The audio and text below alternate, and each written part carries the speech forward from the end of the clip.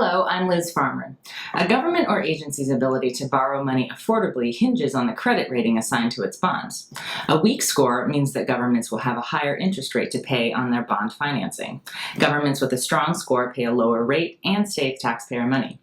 This video is going to break down the meaning behind credit ratings and their connection to government finances. Long-term interest rates will spike. And in a week, yields on our 10-year notes will pierce the 7% threshold. That could happen. But if we go soft now, that will happen. It can be dramatic, but not as dramatic as it looks on TV. Let's break down the process behind credit ratings and how they're connected to a government's finances. Credit rating agencies assign ratings to municipalities' bonds before those bonds are sold to investors. The rating tells investors about the likelihood of getting their money back with interest on that bond. The higher the rating, the less risky the investment, and vice versa. Ratings are kind of like your grades in school. They range from AAA down to D. There are multiple levels in each grade. Generally, the more letters in a grade, the higher the rating. They're even further broken out using pluses and minuses. For example, A- is the lowest A rating.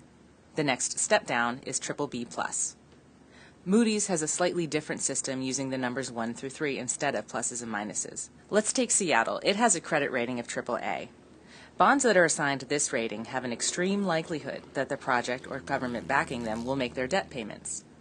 Because these investments are considered low risk, they can usually be sold with a low interest rate attached. That means the government or agency issuing the bonds can borrow cheaply.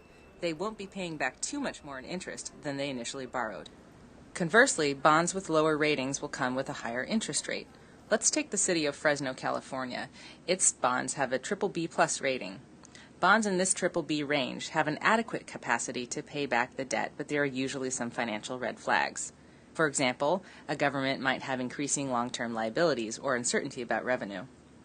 If a government's debt service becomes too big a chunk of its operating budget, it has less spending flexibility for services.